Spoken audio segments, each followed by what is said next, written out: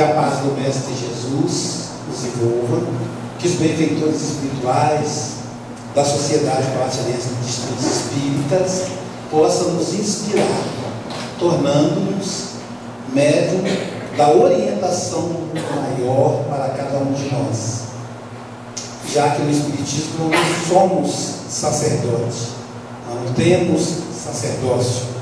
Todos nós aqui somos estudantes da doutrina espírita e nos colocamos à disposição de dividir com os irmãos os conteúdos necessários a nós mesmos. Na maioria das vezes, o expositor espírita fala para ele mesmo, só que com a possibilidade de outras pessoas dividirem com ele essa experiência. É como se fosse uma catarse em que a gente põe para fora aquilo que nos incomoda. O tema da manhã, eu me amo, eu me perdoo,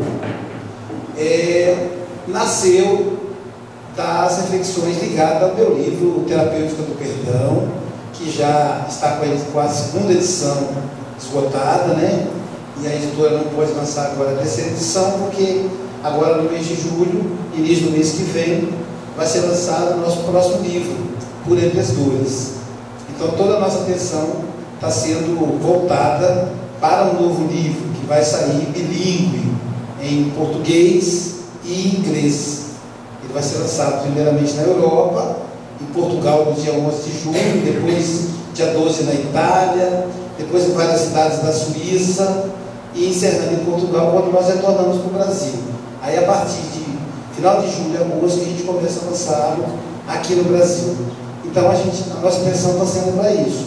Mas com toda a convicção que a gente tem, é que tão logo se aceita essa questão do livro Por Entre as Dores, a gente vai retomar o lançamento da terceira edição do Terapêutica do Perdão, que é um livro, ao meu entender, que jamais vai se esgotar, né? Uma vez que a gente tem que rodar nos lugares que a gente foi e ainda não conhece o livro. E esse livro Terapêutica do Perdão tem diversas temáticas. Perdão às pessoas amadas, perdão na família, perdão no centro espírita e perdão a si mesmo. Então é um dos itens que aparece, o perdão a si mesmo. E para a gente começar a entender qual é a relação de auto-amor com auto-perdão, a gente vai citar uma questão do Livro dos Espíritos, é a questão número 919, muito conhecida dos espíritas, muito citada, por isso vamos ler do livro, para não pecar em nenhuma palavra, já que é uma questão muito discutida no espiritismo brasileiro hoje. É a questão 919, sobre conhecimento de si mesmo. Na verdade, no espiritismo, o nosso grande desafio é conhecer a nós mesmos. A gente estuda o espiritismo a vida inteira, o Livro dos Espíritos inteiro, é para nos auxiliar a nos conhecermos. A grande maioria dos sofrimentos nasce do desconhecimento de nós mesmos, a nossa incapacidade de gerir a nós mesmos. Inclusive, a grande questão do autoritarismo, dos desmandos, das pessoas orgulhosas, egoístas, nascem desse desconhecimento. Um filósofo do século XIX, filósofo materialista chamado Michel Foucault, ele vai, ao analisar o poder, ele vai voltar a análise para o micro, que ele chama de microfísica do poder. Ao invés de analisar os grandes líderes políticos que fizeram perecer países inteiros, como Adolf Hitler, Benito Mussolini e entre outros, ele vai estudar, vai propor o ser humano a estudar ele mesmo, o que ele vai chamar de microfascismo. Quando é que eu sou fascista dentro de casa, no meu setor de trabalho? Quando é que eu sou fascista comigo mesmo? Então, só para a gente entender o quanto nós desconhecemos. Quanto às vezes nós nos incomodamos com a vida alheia, esse incômodo, essa implicância que temos com o outro, na verdade é uma fuga para não conhecer a nós mesmos. No processo de individuação, a Joana de Ângeles vai nos convidar ao estudo da projeção. O próprio Djalma Argolo tem um livro chamado Individuação, ele já teve aqui, Djalma Argolo é da Bahia, já lançou aqui os livros dele. E o livro Individuação, do Djalma Argolo, ele vai falar do processo da sombra, que vai nos ajudar muito na reforma íntima, que vai nos ajudar muito a conhecer a nós mesmos. Porque o que ocorre? A proposta do Djalma é o seguinte: tudo que a gente implica com os outros é porque nós temos dentro de nós mesmos. Quando a gente fala assim, nossa, como aquela vizinha é fofoqueira, aí só de ver me dá urticária. Aí começa a pensar, bom, em que aspecto eu sou fofoqueiro? Porque quanto mais incomodado eu fico, é porque eu sou mais fofoqueiro eu sou. Naturalmente a gente não vai admitir de imediato. Não, eu jamais falo da vida alheia. Será? Comece a pensar no diálogo com a sua esposa, com o seu marido, nas reuniões de família. Porque o fofoqueiro começa a treinar em casa, a gente começa a falar mal da mulher, dos irmãos, da sogra, da nora, dos cunhados, para depois da vigília a gente poder falar mal mais de longe. Ou então falamos mal dos governantes o tempo todo. Boteco, a pessoa perto dele, senta lá para tomar cerveja, para falar mal do prefeito, do vereador, do deputado estadual, da presidente da república. E que isso vai adiantar? Ah, mas quer dizer que eu tenho que baixar a cabeça e aceitar tudo que os políticos fazem? Não. Mas faça algo útil, faça um abaixo-assinado, manda um e-mail para ele, vá lá na Câmara para participar de uma sessão. Agora, ficar falando mal dele no boteco vai trazer má companhia, porque semelhante se junta a semelhante. Então, o umbral está cheio de gente maledicente, aí vai se juntar a nós. Então, é essa a questão. Às vezes nós nos incomodamos com o outro porque temos em nós. E nesse item, então, Allan Kardec pergunta aos espíritos, na questão 919, capítulo Conhecimento de Si Mesmo: qual é o meio prático e mais eficaz para se melhorar nessa vida e resistir à atração, resistir aos arrastamentos do mal? Puxa, é uma pergunta aqui, né? Vamos pensar aqui, será que a gente quer saber disso? Qual o meio prático? Então, quer dizer, eu quero alguma coisa prática, eu quero teoria, ir lá na Grécia Antiga, na Índia, no Tibete. Não, eu quero algo prático, é coisa brasileira, receitas, bolo. Qual o meio prático? Mas não adianta ser só prático, tem que ser eficaz, direto, eficaz, que tem eficácia, que funciona.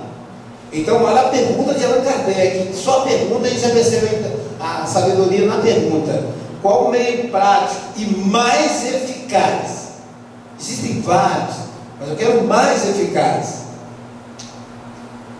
para se melhorar nessa vida. Veja, não é para quando a gente morrer, não é para quando a gente ir para o reino dos céus, que a gente não está dizendo nem vai para o céu da boca da onça, mas é para agora, para hoje, para domingo, às 9 horas da manhã, para quando 10 horas eu sair daqui, voltar para casa, que eu encarar a sogra, que eu encarar a mulher que está magoada comigo, que eu encarar o marido que criou caso comigo a semana inteira.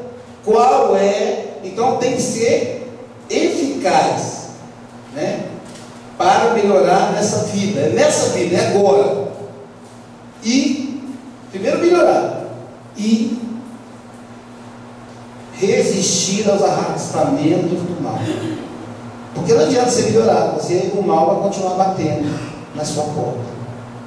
Mas como é que você resiste ao arrastamento do mal? Quando você está melhor.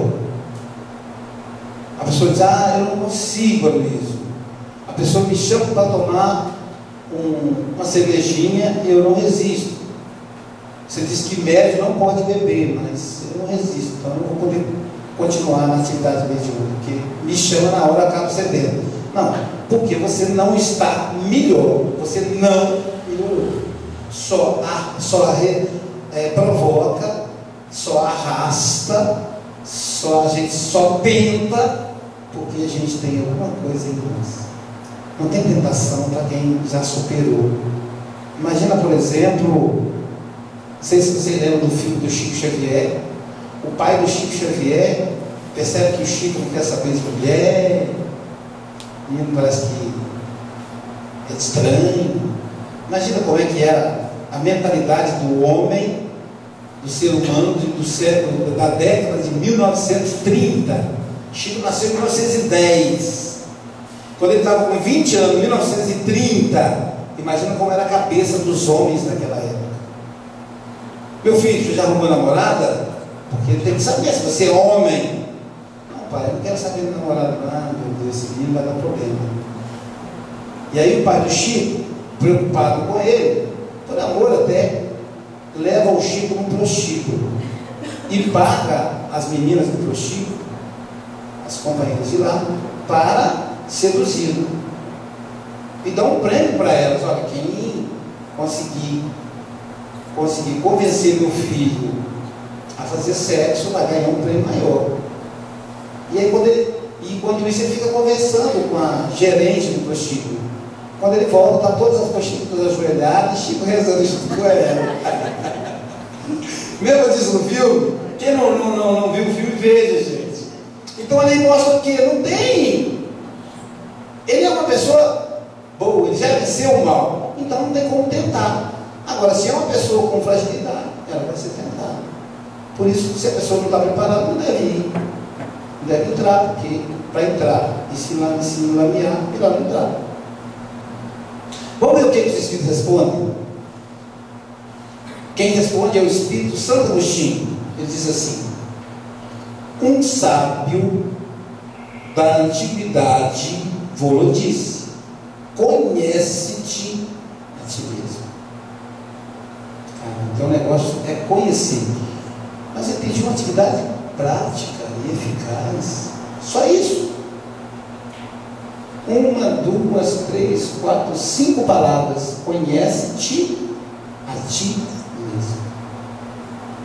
Allan Kardec não gostou muito da resposta. Não. Ele faz uma pergunta sobre essa resposta. Diz assim: compreendemos toda a sabedoria dessa máxima. É a máxima de Sócrates, o filósofo. Porém, a dificuldade está precisamente em conhecer a si mesmo. Qual é o meio de conseguir? Como é que eu faço? E aí, olha a resposta de Santo Agostinho. Fazei o que eu fazia de minha vida sobre a terra. Ao fim da jornada, eu interrogava minha consciência, passava em revista o que fizera e me perguntava se não faltava algum dever, se ninguém tinha nada a lamentar de mim. Foi assim que consegui me conhecer e ver o que havia de reformar em mim. Então ele dá um exemplo, e a questão se alonga, é uma página e meia, uma verdadeira receita. Então dizia que todo dia antes de dormir ele parava e começava a refletir: quem que eu prejudiquei hoje? Quem tem algum motivo para reclamar de mim? Não é quem me prejudicou, a gente faz o contrário. Quem é que me prejudicou hoje que eu vou me vingar amanhã? Não é essa a ideia. Quem eu prejudiquei hoje? Quem tem algum motivo para se queixar de mim? Essa é a questão. Como é que funciona o processo do auto-amor? O auto-amor não é rir de responsabilidade com as consequências, com os atos, mas é a capacidade de perdoar. Só que para eu me perdoar, eu preciso primeiro reconhecer quem errei. Um aluno, anteontem, como o espiritismo é diferente, às vezes a gente está numa assembleia e pensa que todos são espíritas, né? Então um aluno estava me confessando, deu um problema na sala de aula, que eu pedi para que os alunos entregassem um trabalho, e que esse trabalho fosse encaminhado a Xerox para que os demais colegas tivessem acesso, já que o conteúdo vai cair na prova. E aí, uma menina da sala, uma aluna, voluntariamente se encarregou de recolher os colegas do trabalho e levar tudo junto, para organizar. Um colega, então, chegou na sala esbravejando, dizendo que ninguém tinha levado trabalho na Xerox. E aí, uma outra colega entendeu que ele estava falando mal da amiga dela. E aí o pau quebrou, quase saiu no tapa. Muito bem, depois que foi esclarecido, ele disse, professor, e aí a moça que estava organizando chorou e tal. Ele disse, olha, professor, eu nem sabia que ela estava organizando, eu não sabia disso, senão eu teria entregue meu trabalho para ela. Eu disse, então vai, fala para ela isso. Peça desculpas, fala, fulana, eu não fiz por mal, não foi minha intenção de ofender, eu nem sabia que você estava organizando. É que eu achei estranho não ter chegado a trabalho nenhum lá na Xerox. Sabe, vou pedir desculpa.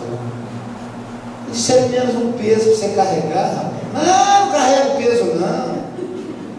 Eu digo, mas você tem uma prova de humildade. Não, eu não sou humilde, nem quero ser. Pronto, então está conversado.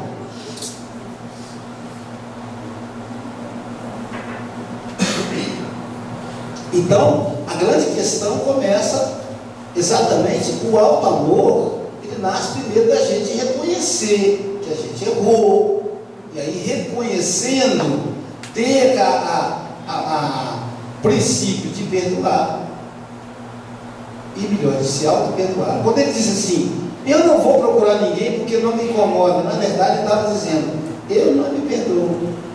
É uma autopunição.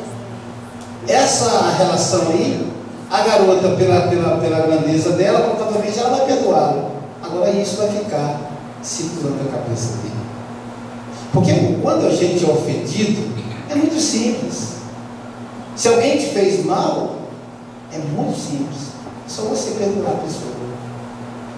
E perdoar quem te fez mal é muito mais fácil que perdoar você mesmo. Porque nós temos um senso de grandeza, é uma prova de orgulho, de que nós não devíamos ter errado. Isso é prova de orgulho, não é prova de humildade, não é prova de grandeza espiritual. Quem é grande espiritualmente se permite errar. Quem não se permite errar é porque acha que é mais do que é. Essa é a grande questão. Agora, como é que eu sei o que eu sou e o que eu não sou? Pois é um problema muito sério. É um problema muito sério. Alguém dizer para mim, por exemplo, Luiz, você é um bom professor. Você é um bom palestrante. Até que ponto eu sou ou não sou? Se eu achar que sou, pode ser vaidade. Pode ser que a pessoa que esteja dizendo seja um bajulador. O que não falta na terra são bajuladores. Às vezes nossos próprios amigos bajulam. Os nossos grandes aliados do conhecimento de nós mesmos são os nossos inimigos. Eles nos apontam os nossos erros com detalhe. Eles prestam atenção na nossa vida, acompanham de perto. Eles são nossos grandes aliados.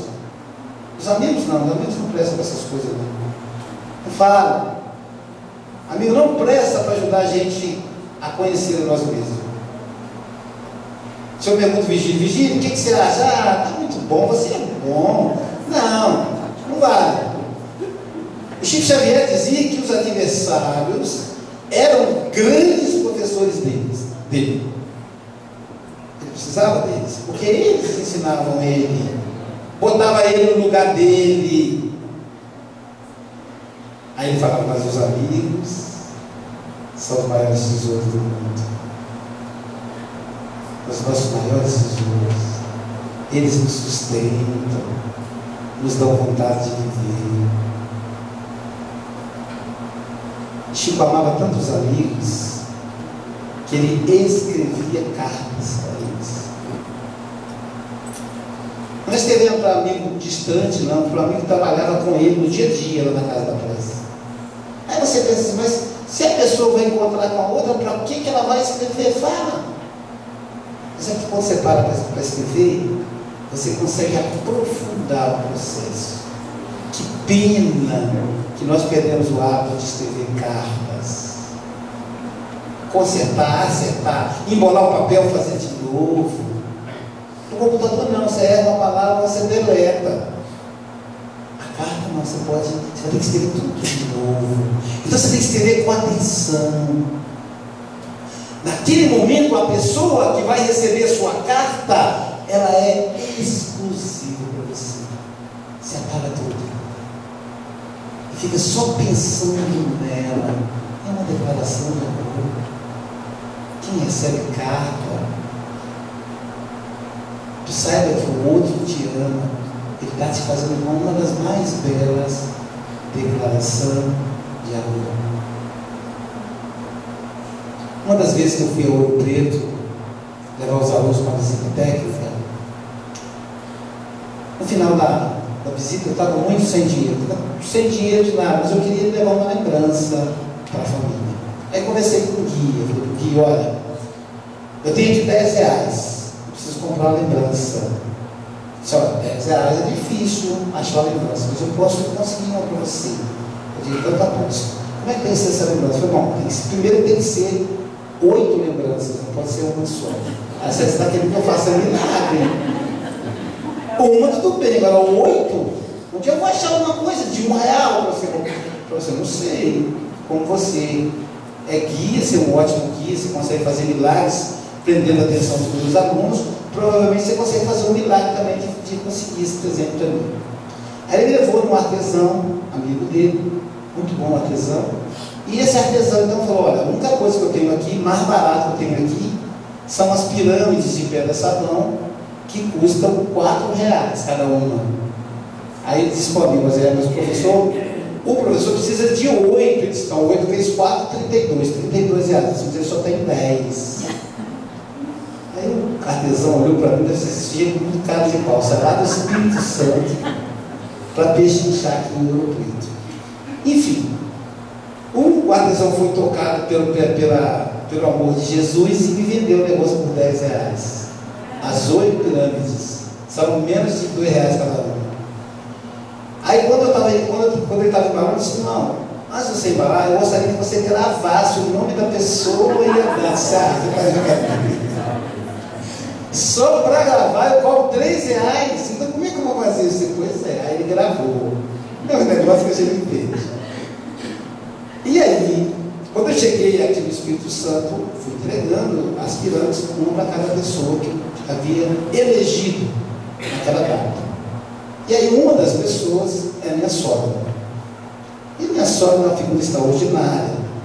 Minha sogra foi assim, aquela coisa do amor à primeira vista. Quando eu conheci a filha dela ficou em dúvida, mas ela já se apaixonou por mim.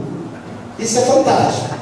Meu sogro ficou meio assim, mas ela já e tal. Eu gostei muito desse rapaz. Minha esposa falou: nossa, Luiz, se a minha mãe fosse solteira, é com ela que você ia casar, porque pelo amor de Deus. E aí, durante esses 21 anos de casado, algumas vezes que a minha esposa se aborreceu comigo, ligava para ela, tomava um sabão: mas seu marido é um homem espiritualizado, moralizado, Então, é uma pessoa realmente que eu amo muito. E eu levei então para ela a pirâmide. Mas aí fica chato você dar uma pirâmide desse tamanho para a pessoa. Eu então coloquei ele numa caixa, também uma caixa de sapato. E a pessoa fica impressionada quando recebe aquela caixa. Imagina um presentão. Aí vai abrindo e eu envergonhado, né, com aquele negocinho pequenininho. Quando ela tirou de dentro do meio daquele monte de jornal, que era para não arranhar a pedra de sabão, aquela pirâmide desse tamanho assim. E eu morrendo de vergonha, né? Que era um presente tão barato. Ela olhou para mim assim e começou a chorar. Puxa, você pensou em mim lá no Ouro Preto. Olha aquela pessoa. Não era o tamanho da pirâmide, não era a pirâmide, olha o que ela analisou. Você pensou em mim, você se preocupou comigo. E começou a chorar. E eu chorei junto. Então escrever carta é mais ou menos isso, quando você pensa no outro. Aquele momento o outro é importante para você. Então o Chico Xavier falava isso dos amigos. É verdade. A Ai de mim se não fossem meus amigos. Ai de cada um de nós. Então, nessa dificuldade de nos conhecer, a primeira coisa é assumir responsabilidade pelo que nós somos, pelo que fizemos. Quando alguém nos chegar e dizer assim: olha, fulano, você errou comigo. E uma técnica boa para você chamar a atenção da pessoa que está te magoando é você dizer para ela, não dizer que ela fez, assim: fulano, ontem eu fiquei tão sentida com o que você me disse. Então, o problema não foi o que ela disse, foi o que eu senti. Aí a pessoa tem uma tendência maior de aceitar a correção. Então, quando alguém te diz isso, se puder, peça desculpas, peça perdão. Se a pessoa puder perdoar, melhor. Se ela não puder, problema dela. Sabe por que é problema dela se ela não perdoar? Porque você não errou contra ela. Ninguém erra contra o outro. Se você dá bom dia à pessoa e ela não te responde,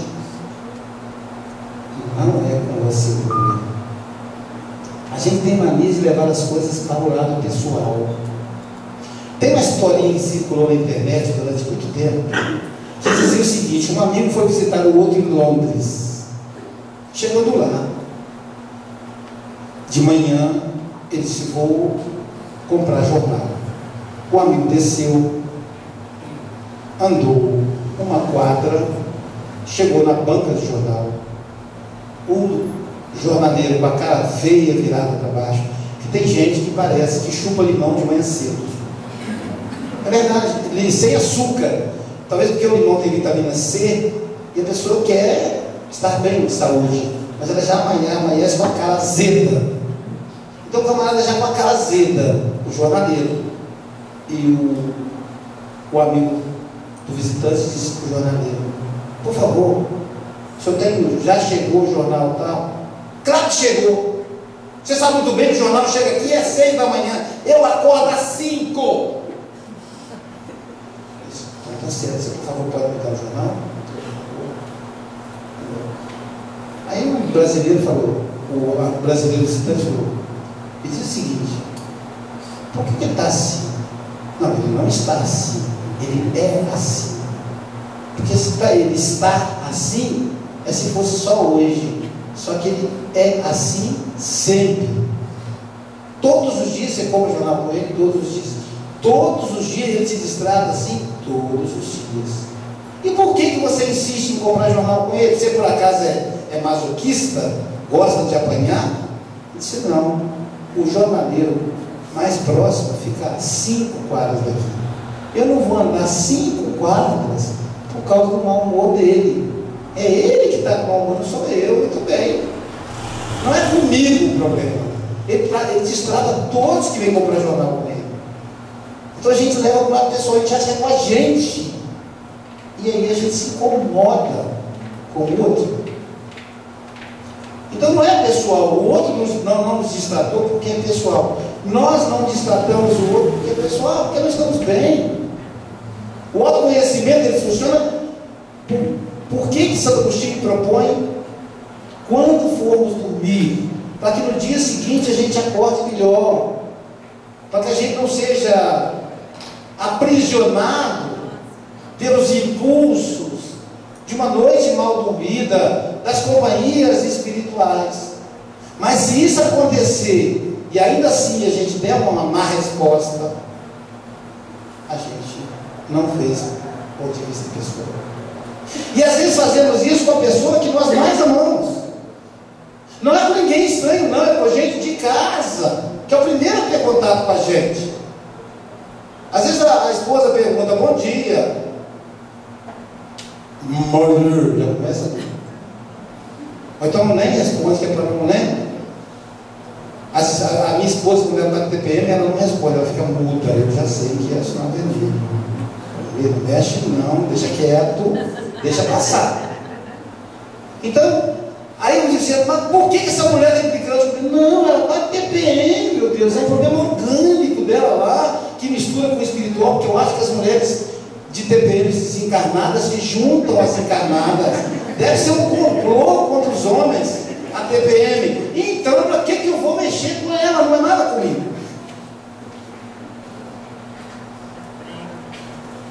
Então, as coisas não são pessoais, que a gente leva para o lado pessoal. Então, quando a gente erra com alguém, a gente não erra com aquela pessoa, a gente erra com a lei de Deus. E vamos ter que responder. Isso não tem dúvida. Minha avó Bárbara dizia o seguinte: não cai uma folha de uma árvore sem que Deus não saiba.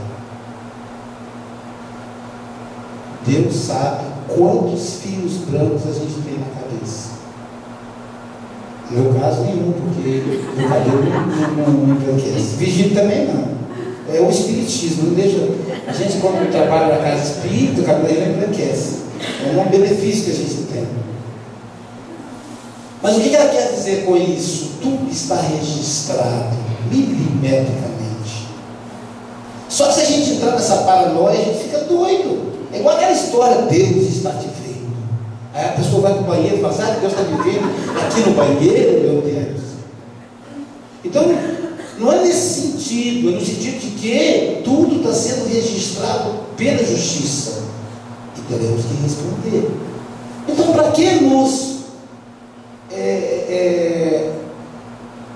para que maltratar a nós mesmos? Fazer como os monges da Idade Média, que se chicoteavam com chicotes com ponta de metal.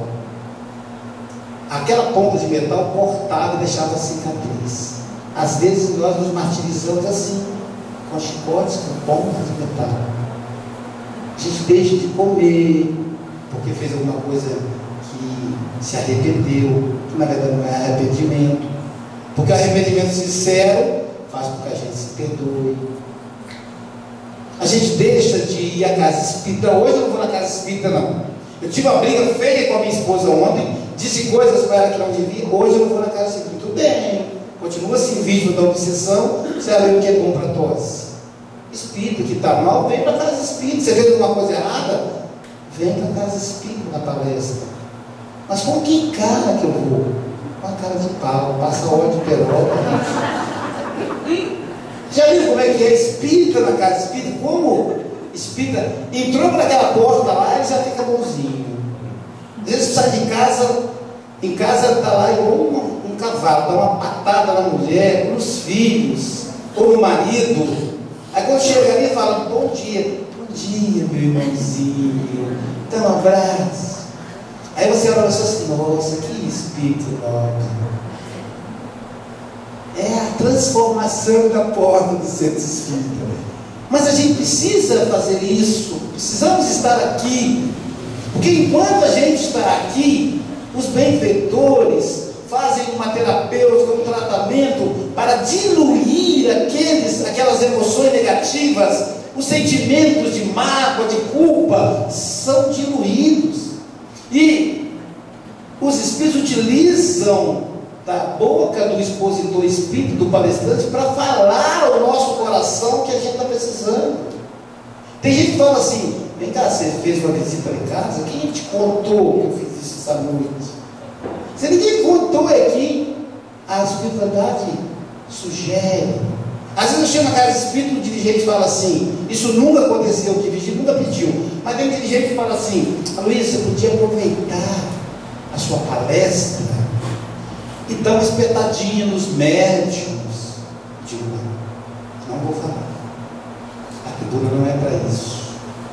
Não é local de tráfico, simonia, se chama isso. Usar o altar religioso para negócios. Não vou falar. Agora você me atrapalhou, talvez eu até falasse. Mas como você me disse, eu já vou achar que estou julgando direto das pessoas. Então eu vou de coração puro. Falo à vontade, bom é isso, não quero nem saber, porque eu não sei na verdade, quem sabe são eles. Porque são eles que sugerem, e aí a gente abre mão porque se sente culpado por não poder ver. E aí a gente diz: eu não devia ter feito Não devia.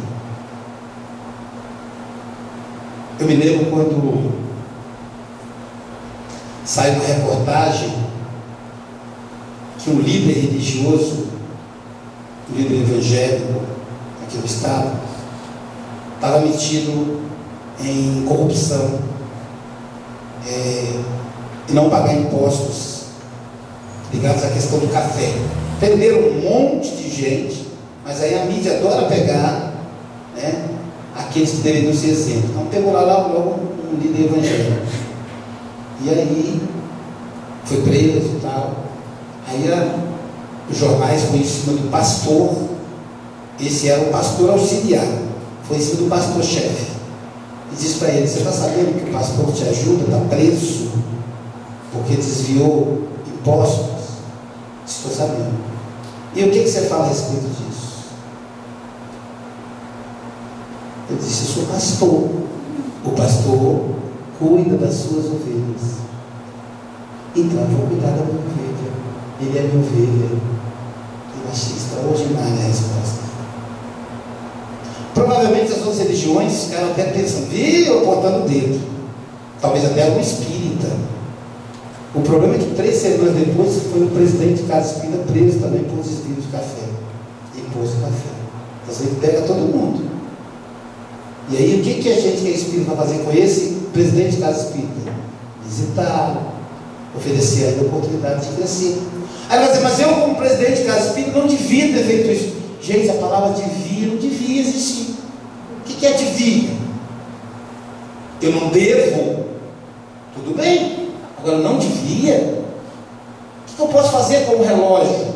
Com o passado? Eu posso voltar o ponteiro para as 9 horas da manhã? Não posso. Só se for domingo que vem. Imaginem vocês, essa água está límpida. Se eu derramar agora no chão, alguém vem correndo com um pano, seca e vai torcer para voltar para o copo. Ela volta para o copo? Não volta. A mesma quantidade, nem limpa como está. Não volta. Passado, passou. Mas por que eu fiz isso se eu sou médium?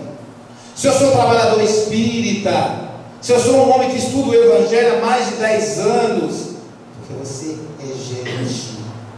Porque você é pequeno. Nós somos pequenos diante da grandeza de Deus. Então é preciso que a gente se reconheça pequeno. Quando diziam para o Chico: Chico, você é o maior médium do mundo, dizia: não, são seus olhos. Eu sou tão pequeno. O Delane já esteve aqui fazendo palestra.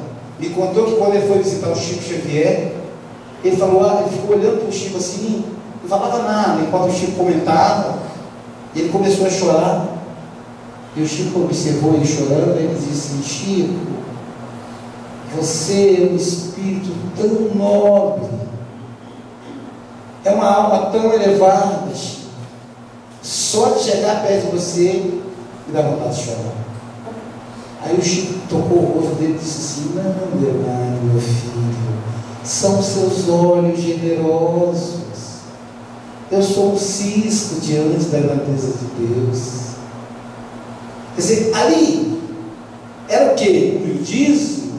Porque ficava sem graça? Não, sabedoria. Ele dizia: as pessoas veem como eu devo ser, me veem como eu devo ser. Porque se ele aceita esse elogio, o problema depois é quando ele errar. É a questão dos aplausos da casa espírita. Tem centro espírita que proíbe aplauso. Na nossa casa, assim como aqui, acontece aplauso. Mas o problema não está no aplauso, o problema está quando você passa a depender dele. E os centros espíritas que não aplaudem, que proíbem o aplauso, alegam que é para não estimular a vaidade do palestrante. Eu respondo dizendo o seguinte: quem cuida da vaidade do palestrante é ele mesmo. Então eu não preciso que ninguém me vigie com relação à minha vaidade. Esse é o papel que eu tenho que cumprir. Agora, quando me aplaudem, eu entrego para Jesus. Eu não me acho digno dos aplausos. porque não vem falar por causa dos aplausos. E em compensação, quando me criticaram, também entrego para Jesus. Entenderam a jogada? Essa é a grandeza. Esse é o processo. Se eu não assumo o elogio, não o elogio sincero, mas o aplauso, muitas vezes bajulador, eu também não vou cair quando vier minhas críticas. Simplesmente se perdoe. Se alguém me perguntar, mas Luiz, você fez isso e isso, que a gente acontece às vezes. Semana passada mesmo um amigo disse, você me decepcionou, você fez isso e isso, não mesmo, você me perdoa. Aí ficou meio assim, não falou nem sim nem que não. Eu deixei ele para lá. Aí depois eu falei para ele assim, meu amigo, você me perdoou? Ele disse, eu estou pensando de problema seu, que eu já me perdoei, meu filho. Libere-se, que eu já estou feliz. Então, você não precisa do perdão do outro. Você não precisa. O outro recebeu o que lhe era de direito. É verdade. Se o outro foi de alguma forma prejudicado por você, ele resgatou. Ele deveria te dar um troféu, porque você o ajudou a se livrar de uma dívida. E aí tem gente que é tão sádica que diz assim, eu sou uma pessoa caridosa, faço as pessoas sofrerem, que é para ela resgatar os débitos. Não é essa a ideia do Espiritismo. É só a gente lembrar da mensagem de Jesus. O escândalo tem que acontecer, mas, gente, quando tiver um mais aí, uma vírgula, fiquem com medo que vem depois. Mas ai daquele que seja o seu, como é o seu veículo, ai daquele que traga o escândalo. O escândalo vai acontecer, ok? O banco vai ser assaltado, o político vai cair, vai acontecer um problema naquela situação, mas aquele que for veículo vai pagar caro. Então, o outro recebeu o que lhe é de direito, e a gente também recebe o que é de direito. Agora, o nosso débito é com Deus, não é com o outro. Então não cabe nem ao outro me condenar e nem a mim mesmo. Na justiça não é nem acusação e nem o réu que se condena. Quem define é o juiz, às vezes. O juiz, às vezes, define, e não quem foi vítima, e nem eu sou o algoz, entre aspas. Porque a culpa nos faz fugir da nossa responsabilidade. E quando eu estou lá, eu não devia ter feito isso, eu não devia ter traído minha mulher, não devia ter traído meu marido, não devia ter bebido cachaça, não devia ter roubado, não devia ter desviado impostos. E quando eu fico fazendo isso e chorando, eu não me proponho a consertar o que eu fiz. Não consertar o passado, mas fazer algo no presente para superar o passado. Carl Gustav Jung dizia o seguinte: a culpa pode ser redimida com a solidariedade dos seus participantes. Então, se alguém cometeu aborto, não adianta ficar choramingando sobre o passado, dizendo, por que eu não deixei essa criança vir ao mundo? Adota uma criança.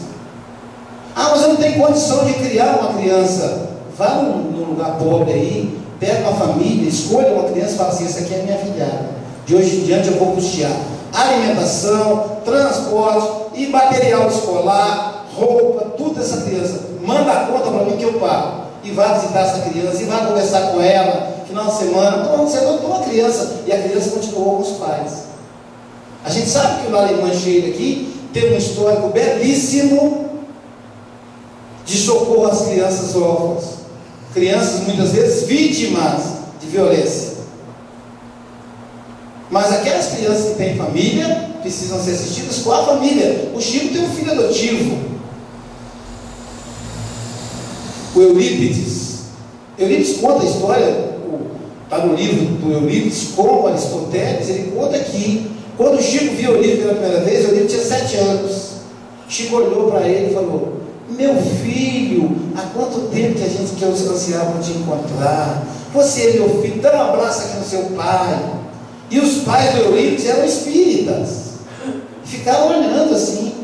E Eurípides olhou para ele e falou: posso ir morar com o senhor, pai? Ele falou: não, você tem compromisso com seus pais biológicos, você vai ficar com eles. E o Chico passou a acompanhar a vida do pequeno Eurípides, dos 7 anos, até fazer o curso de odontologia, que é um curso caro, difícil. Depois que Eurípides já estava maduro, já estava adulto, que os pais estavam protegidos, tinha outros irmãos, aí ele resolveu ir morar com o Chico para cuidar do Chico. O Chico adotou Eurípides, é o filho adotivo, é o herdeiro do nome, de todo o processo do Chico Xavier. Hoje ele responde pelo nome Chico Xavier, perante a mídia, perante o mundo. Mas ele foi criado pelos pais biológicos. Eu tenho uma filha adotiva que foi criada comigo, mas é porque foi uma situação que o juiz tirou a guarda, tirou a paternidade dos pais. Então estava no orfanato. Eu e minha esposa pegamos no orfanato, uma linda menina, hoje está com 25 anos, está terminando com o superior. Na época tinha 9 anos. Adoção tardia, mas se ela estivesse no lar, não precisava de levar para casa. Então, não existe nada nesse mundo que não possa ser resolvido a partir do alto amor. Tem um amigo lá de Minas Gerais, um médico muito conhecido. Ele foi procurado por um capitão da Polícia Militar Mineira. Esse capitão, espírita, pessoa moralizada, levou consigo um subtenente para conversar com o médium. E o subtenente não chegou e se apresentou, disse: o fulano de tal. E aí o médium disse: o que te traz aqui? Ele disse: o problema é minha ex-mulher. Aliás, meu casamento. Meu casamento está de mal a pior. Já é o meu 3º casamento, então eu já estou um pouco frustrado com o casamento também. E os outros 2 foi separação. E essa minha mulher tem um gênero difícil, não sei o que e tal. E começou a contar detalhes da vida conjugal em busca da orientação. E o médico que me contou a história disse que o espírito do Zé Grosso, o espírito conhecido lá em Minas Gerais, chegou no ouvido dele e falou assim: corta ele. Corta essa balela que está falando, tudo isso aí é balela. Aí o médico falou: mas então o que é que ele veio fazer aqui? Se não foi isso que ele veio fazer, fala para ele que o rapaz que ele deixou na cadeira de roda por causa do tiro que ele deu nele está passando fome. Se você comigo, vamos falar isso para o cara é tenente, fala para ele. Aí o rapaz estava empolgado falando da mulher dele, não sei o quê. Disse: aquele rapaz que você deixou na cadeira de roda. O rapaz ficou corado, de branco ele ficou rosa. Ele disse: que rapaz? Aquele que você deixou na cadeira de rodas, está passando fome. Você tem um karma com ele, você colocou ele na cadeira de roda, agora você tem que sustentar ele. Ah, mas ele estava fugindo de mim num assalto. Não quero saber, você colocou na cadeira de roda. Ou você cuida dele, ou você vai para a cadeira de roda. E outra coisa, tem 15 que estão esperando do outro lado. Você já despachou dessa para melhor. Aí o policial regalou o olho. Estão esperando. Ficam sempre dizendo: ele vai chegar aqui. Tudo do lado de lá te esperando. E aí o povo começou a chorar. Meu Deus, pois é, você despachou 15 e ainda deixou um aleijado. Imagina? Ele começou a chorar e disse: e o que eu devo fazer? Ele disse: trabalhar no bem, mas muito. Disse: a partir de quando? A partir de ontem. Comece agora.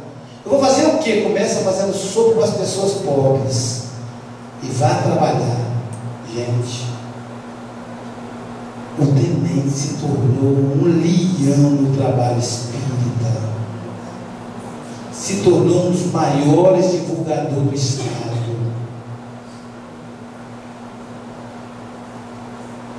Um dos maiores.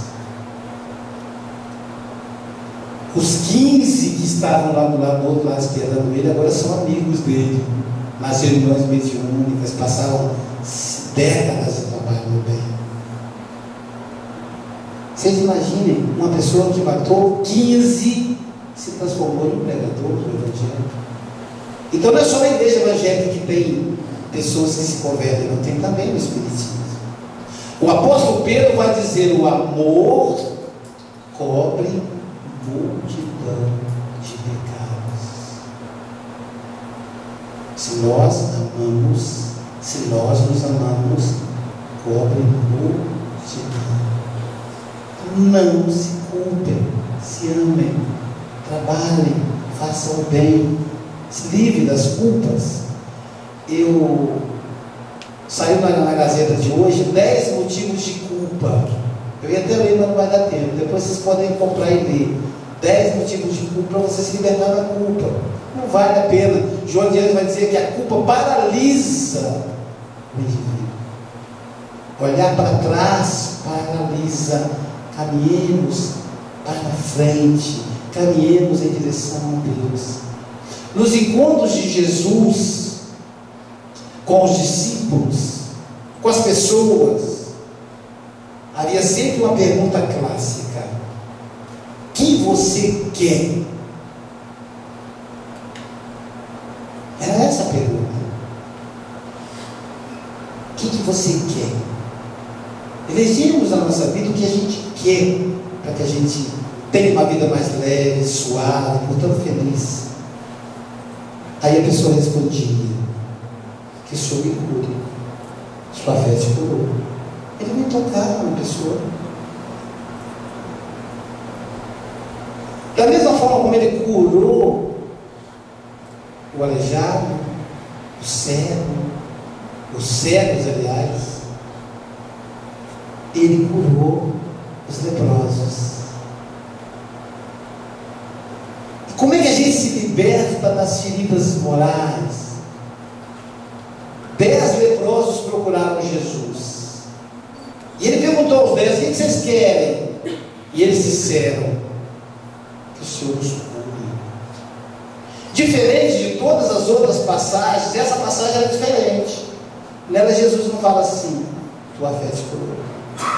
Ele fala assim para eles: põe-vos a caminho, apresentai-vos ao sacerdote. Então ele não curou? O que ele quer dizer com pôr a caminho?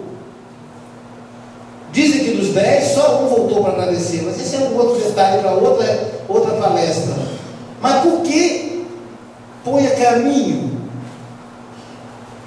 Quantos 10? Porque a lepra não era a hanseníase, naquela época chamada de lepra, não era só uma doença física, era uma doença social.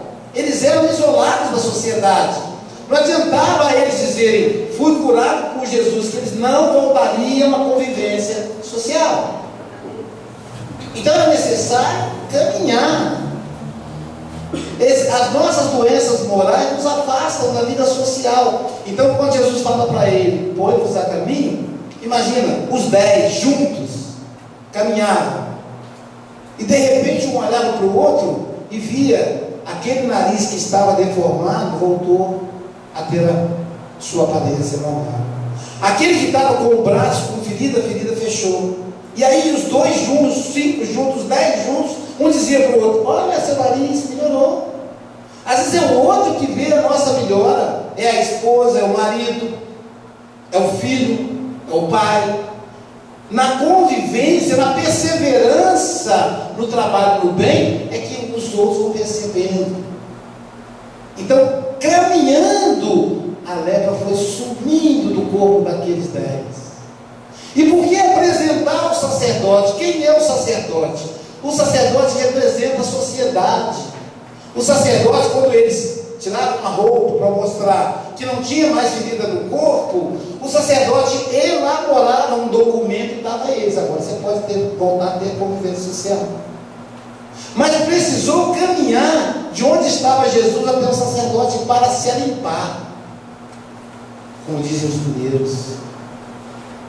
Então é necessário caminhar. Nós necessitamos caminhar, esquecendo as nossas mazelas e fazendo o bem para sermos melhores. Quem é o sacerdote que Jesus se refere? A morte física, o nosso desencarne. É tão bom chegar ao final de uma rota e alguém dizer: seja bem-vindo, você cumpriu com o seu trabalho. É mais ou menos assim que a gente entra no mundo espiritual. Quando nós nos esforçamos, quando nós nos libertamos do perdão, quando nós nos amamos, porque Jesus nos ama. Jesus nos ama como João Cabete. Vem, Jesus, vem, divino amigo, vem trazer a tua paz. Só tu és o nosso abrigo. Que ventura, Senhor, nos traz. Vem, ó meigo Nazareno, este mundo consolar. Vem com teu olhar sereno, toda a terra iluminar. Afasta, Jesus, do mundo a guerra íntima, em que digladiamos conosco mesmo. Afasta, Senhor, do nosso mundo íntimo a guerra, esse chacal devorador, que destrói tudo na terra, espalhando luto, espalhando a dor da culpa, há gemidos de aflição, já não há mais primaveras, as crianças pedem pão, e os homens lutam como feras. Na culpa perdemos a nossa infância, perdemos a nossa capacidade de rir, de brincar, de alegrar. A nossa criança íntima pede pão, e nós lutamos contra nós mesmos como feras. Vem, Jesus, vem reflorir os caminhos. Vem, Senhor, vem perfumar os nossos corações, exterminar a dor e fazer calar o canhão da guerra. Vem, Jesus, com seu amor tão profundo, iluminar as nossas consciências, fazendo de verdade feliz o mundo. Não o mundo externo, mas o mundo íntimo. A paz íntima. Vem, Jesus. Muita paz a todos.